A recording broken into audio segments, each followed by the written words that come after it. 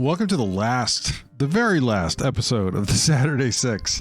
We made it. We're at the championship game. We're almost there anyway. Come Monday, and I'm excited. I mean, this is what we've really been waiting for. I know a lot of people sort of have SEC or maybe Alabama and Georgia fatigue, but I'm excited to see these two teams in a rematch. I don't want to say the first game wasn't fluky, but there are some things that I don't necessarily think we should expect to repeat themselves in game 2. So I'm excited to see if that's the case in this one. But the the semifinals, of course, living up to the large spreads that they had, were not terribly close. Michigan and Cincinnati deserved to be there, but certainly they were, this was a year where there were two really, really good teams in college football, and then that was it. I mean, and that's not always the case. I mean, in 2019, there were 4 really good teams in college football. Of course, Bama had the QB injury to Tua, but this year we only had 2. Sometimes there are 3, and Ohio State was really good this year too. But this year we as often happens, deserve and best are different concepts. Anyway, I'm excited. This game should be a lot of fun. We're getting 2 teams that really well coached. You certainly feel after their performances from what we saw in the in the semis are sort of, at least for Georgia, rebounded, playing really well. Alabama's playing really well also. But 2 teams that are fairly familiar with each other, certainly having just scouted each other a month ago, they're pretty, familiar with what they're going to see. And so that, we shouldn't, in some ways too, we should expect these teams to be able to put together some really good game plans on the fly, with 1 week's worth of preparation, given that they just played each other recently. I'm excited to see what wrinkles there are. As we get into this, right? What did we see? That perhaps is the real question, as we carry through. What is repeatable from that first performance that Alabama had, and what adjustments is Georgia able to make, in order to clean things up from what happened to them in that game? Because they had, bad things happen to them on both sides of the ball, that I don't know. We'll see how much of that sort of carries over, and we'll hit on that. So this is your first time tuning in. I didn't do the introduction thing. I'm Rob Bauer, I'm the econometrician behind BetaRank. All the stats you see here today, you can also find at sharpcollegefootball.com. And pretty easy to use format. They're all adjusted for field position and opponent. And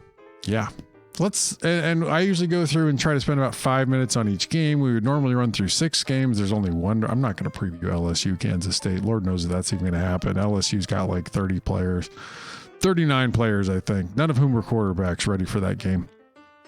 But we're going to run through Alabama and Georgia. And the timer will be set for 5 minutes. If I end up going over, so be it. Coming into this one. So let's go ahead and hop in. I'll run through the matchup on offense and defense, and then we'll wrap it up and call it a year for the Saturday Six. And then I'll take a little break on the videos and be back once the second signing day occurs to come back and do projections for next season.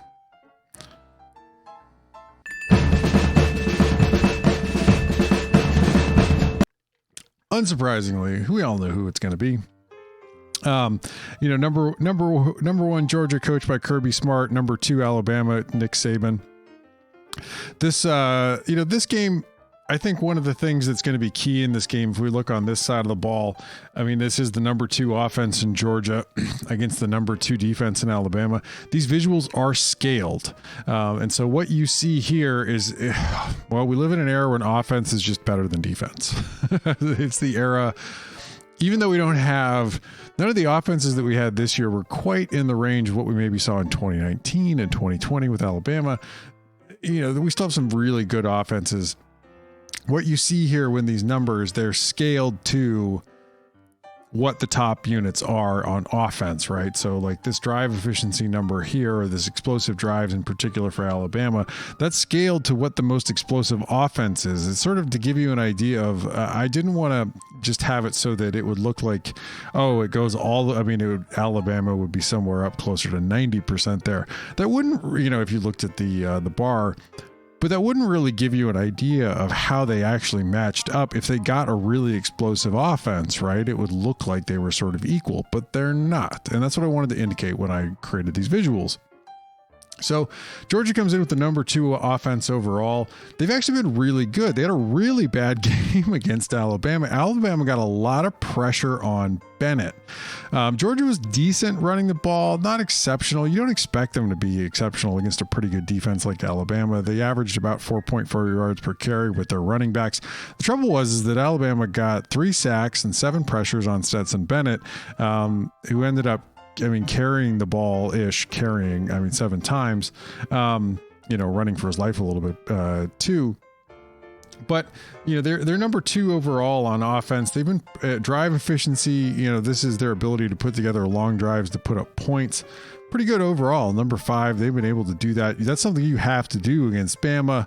And if there's a weakness to this Bama team, they do tend to plan to try to take away your big plays and to force you to drive the length of the field. So, if there's an advantage here for Georgia, it is potentially, this drive efficiency number here. Number 2 in explosive drives, though, they weren't really explosive. Bama was, for the most part, able to contain Georgia's explosiveness in the first game. Whether they're able to do that again is one of the big sort of like, is this repeatable questions? Is Georgia able to scheme for some explosive plays? I'd be surprised if Bama was able to sort of fully shut them down again like they were in the prior game. But a lot of that has to do with, can they get, the kind of pressure they got on Bennett again? You would think Georgia would try to have a plan for that. Of course, Alabama's going to try to come in and counter that with some plans of their own. But that's one of the interesting subplots really to keep an eye on here is not only, is Georgia able to run the ball reasonably effectively with their backs, kind of end up, maybe where they were a little bit last time, but are they able to protect Bennett a little bit better than they were? If they are, and that may mean leaving a back end to block, or using the tight end to block, although, you'd hate to do that with as talented as Bowers is, they might be able to buy Bennett enough time to be able to hit some big plays against this Bama defense.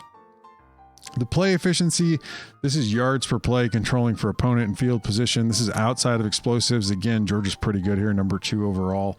Number 3 on negative drives, not a lot of 3 and outs, not a lot of turnovers. Bama's pretty good at forcing 3 and outs. They got Cincinnati in the last game. Cincinnati's a 3 and out machine under offensive coordinator Mike Denbrock. Enjoy that, LSU. But, this is one of the things that Bama's really sort of good at. Number 6 in effective rush for Georgia. Number 6 in effective pass. No big run pass split for them. But the key here again is as you can see the scale, Bama was able to largely take away big plays out of Georgia's hands. The fact that they were able to do that, even though, you can see where they, how this scales out, is really impressive, but I don't know that that's necessarily repeatable. I think Georgia's going to hit some bigger plays in this game. That's going to help keep the game close. The other key is, beyond the sacks, beyond the turnover, beyond the pressures, Georgia turned the ball over twice. Bennett had 2 interceptions. That's killer. You can't, Georgia, either of these teams, Bama, if anybody finishes in the negative on turnovers, they're likely losing this game. But for Georgia in particular, last game, turning it over twice in addition to the struggles, that was really it. So Bama, Pete Golding's, like I said, your defensive coordinator. Todd Monken's your OC for Georgia. I normally mention that right off the bat. Anyway, some of the things that we haven't maybe covered yet. Bama is number 3 in effective rush, number 7 in effective pass. This is something, Bama is gonna, they are really good against the run. They should be able to really help control Georgia's run game again. But Georgia's got to find time for Bennett to pass, because there is some space to be able to throw the ball against this Bama team. I'm interested to see. I think Georgia's should be a more impressive offense, have a better outing. They had a really bad day against Alabama. Again, we'll see how much of that repeat. If early on in the game we're seeing Bama again getting lots of pressure on Bennett, that's a really bad sign. Could be a long day for Georgia. Really keep an eye on that. I mean, that's a really obvious thing to keep an eye on, but keep an eye on what Georgia might be doing to counter it. See if the backs are going out on routes, see if this tight ends are staying in, or see if Bama's sending pressure or not as well. Flip it on the other side of the ball. Of course, Bama had, just hit huge plays in the passing game. And the real difference was that they were absolutely able to avoid taking sacks and avoid pressure. And that was one of the biggest things, I think, when we look at that game in particular.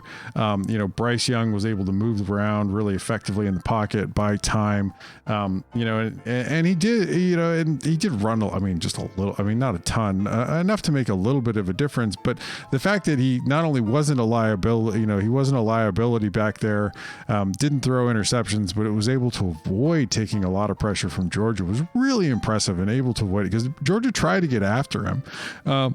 That's going to be another big key in this game here. Alabama's offense is number 3 overall. This isn't as good of an offense as they had last season under Sarkisian. Little bit of a step back. They're at number 3 overall, number 3 in drive efficiency. Pretty good at putting together long drives to be able to put up points. Only 7 in explosive drives. They hit you would think that they were better at explosive drives. They're really, really good at them. But that's what they hit, a ton of big plays last time against Georgia. Whether that, again, is fully repeatable, whether you can really expect Young to be able to elude the Georgia pressure again this time, I don't know. I'm less convinced that that's going to be potentially possible. Also, what does Georgia do in order to take away big plays, right? And how does that affect what else they might want to do? Does Georgia come into this play the safeties higher?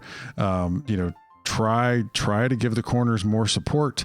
And if they do that, then what does that do with their ability to defend the run? Bama has, they came into that Cincinnati game with the game plan because Cincinnati was more vulnerable than I thought they were going to be, with running the football. Bama came into that and ran the football really, really well. You have to give them a ton of credit for that game plan and how they were able to come in and execute it. But their preference is to throw the ball. They're a team built around terrific wide receivers and Bryce Young. They're number 2 in negative drives, not a lot of 3 and outs, not a lot of turnovers. That's something Georgia's going to have to force them into in this game. But like I said, in this game in particular, if Georgia makes adjustments to try to take away big plays, does that mean that they're less effective potentially controlling the run? I don't know. That front 7 for Georgia has been so strong all season, but again, they didn't have a great game last game. That's one of the ones of is the lesson we take from the last game that Bama absolutely just blew Georgia out of the water, even though against fairly similar and some of the same competition across the season, Georgia's just been better and looked better. Is Bama such a bad matchup for Georgia that there's very little Georgia can do in this game? I don't think so. I think we're likely to see a different game. Now, that may not mean Georgia wins the football game, but I think we're likely to see a different game that is a far tighter game than what we saw last time. Georgia, number 1 on defense overall, number 1 in drive efficiency. Dan Lanning's your defensive coordinator here. Of course, Bill O'Brien's your OC for Alabama. Georgia, number 1 in containing explosive drives. Again, if you look at how this is scaled, there's just a lot. Offenses are better at putting up explosive drives than defenses are at containing them. Georgia's going to have to figure something out. They can't leave themselves as vulnerable as they were against Alabama, and leaving their corners, sort of hung out to dry, where they got really burned last game. Number 3 in play efficiency. They do a good job controlling the yards per play outside of explosives. Number 5 in negative drives. They do a good job forcing 3 and outs, forcing turnovers. They're going to have to do some of that here. And if they can, that's a huge advantage, which we'll get to in a minute, because Bama's special teams are not very good. Number 1 in effective rush, number 1 in effective pass. And this is the key. What can Georgia adjust around and move around, still keep the integrity of their run defense, and potentially give more support, in the pass. And that may be that, they send pressure and they're able to get to Bryce Young. They weren't able to last time. Are they able to design pressure to be able to get to him? If so, that's really going to help out their corners. But I mean, Young was elusive last time. I mean, man, and more elusive than we've seen him. I mean, Bama really got into trouble at points, this season, with teams that were able to come up and play press on their, and Georgia didn't, but come up and play press, and when you play press, you are gambling on the pressure getting home, right? That you are going to be able to come up and play tight. Georgia didn't play press, didn't take away the short passing, didn't get there, and then got bird long. I mean, I'm interested to see what Georgia's answer is going to be there on this side of the football. But I mean, I would expect coming into this game, Georgia is going to get more pressure than the pressure they got last game. They're going to get home, somewhat more in this game. How much, again, is, sort of really the big open question, because they weren't able to get to Young last time. Really, though, I mean, one of the other things to talk about here is Georgia's special teams. They're number 3 overall. Excellent special teams for the Bulldogs. Alabama's at 42. The place kicking is not terribly good. The field position, portion of special teams isn't great either. If Georgia is able to force Bama to go the length of the field, not give up explosive plays, put them in a position where they can have some fourth and somewhat long. If Alabama ends up on Georgia's side of the field, that's going to be a win, because Bama's place kicking game isn't good. And you got to like your chances if you're Georgia. If you can get them in a position where they're going to attempt field goals, because Bama's place kicking has been really iffy all season. I say that we'll come into this game and Georgia will miss all their field goal attempts and Bama will make theirs, because them's the breaks. But I mean, overall over the season, Bama's been really iffy in their place kicking game. That's a major component of special teams. Anything Georgia can get that can bring more special teams into this game and not giving up big plays would be a big part of that, is going to be a win for them. So that's, I mean, really, yeah. I mean, like, I don't want to say like it's, that's it, like, just don't give up. If you're Georgia, don't give up big plays. and hit some big plays. Like, sounds simple, right? And you got to get some pressure on Bryce Young, and you got to, really cut down on the pressure on Stetson Bennett. I mean, that sounds like two teams that we should be expecting, based on the first game. We should look at that, as we say that and say, like, oh my gosh, what's Vegas thinking having, opening Georgia at 2.5? And most of the sharp money came in on the Bulldogs, right? I mean, the early money, which is usually the sharp money on that opening line, came in for the Bulldogs and moved it up to 3. What is everyone like? And I think, again, like, most people are like, I think what Vegas is looking at with the game, and a lot of the stats out there are looking at the game and saying, look, Georgia's just been better than Bama over the length of the season, and that should hold up in a larger sample. We'll say, I mean, it's not like we're seeing like a 10 or 20 game sample of these teams playing or something like that, right?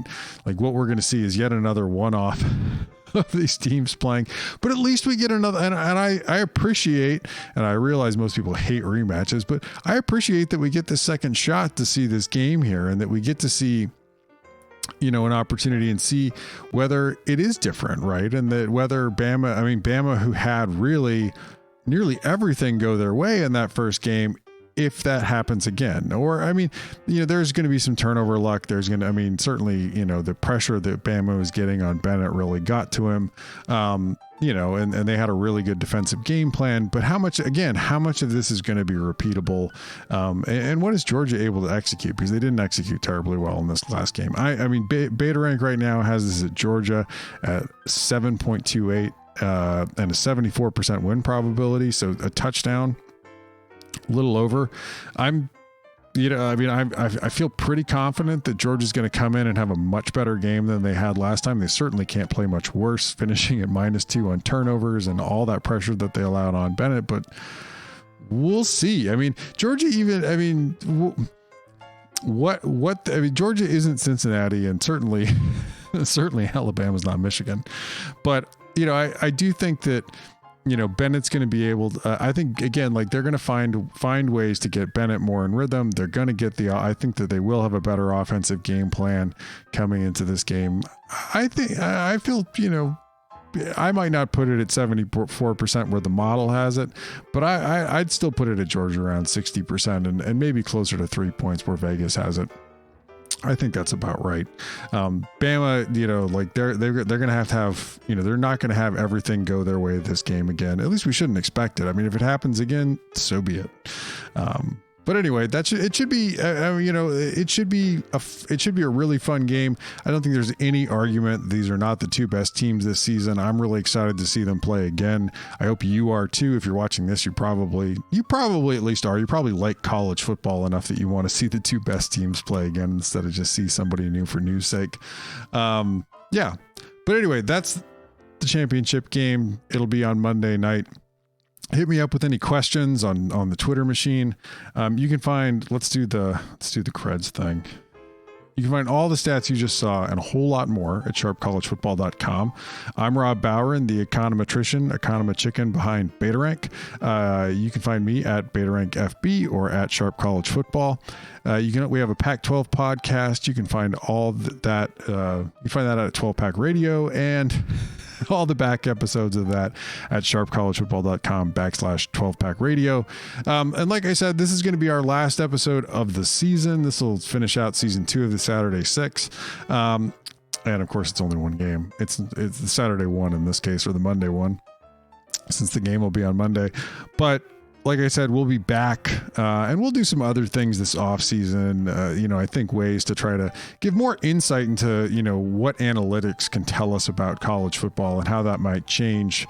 I don't know, some of the overarching narratives that people run around with, you know, and work off of for college football, which might actually be wrong, you know, or might be right, depending on, you know, like because we can go out and test some of them, you know, with the math and the data.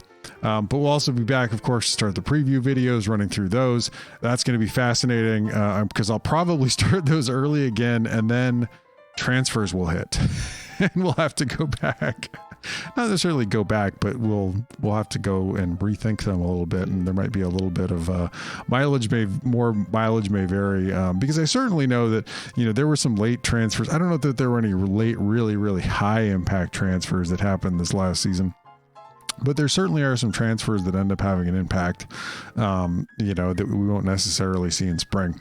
But yeah, those should start, I would say, end of February, beginning of March is usually when they start. I'm able to start rolling those out. Yeah, but thank you so much for tuning in. Thank you for sticking with us through this season. Yeah, I'm really excited for this game. You know, we'll definitely be talking about it on Twitter all week. Yeah. Anyway, thank you so much for tuning in. Stay safe out there and enjoy the championship game.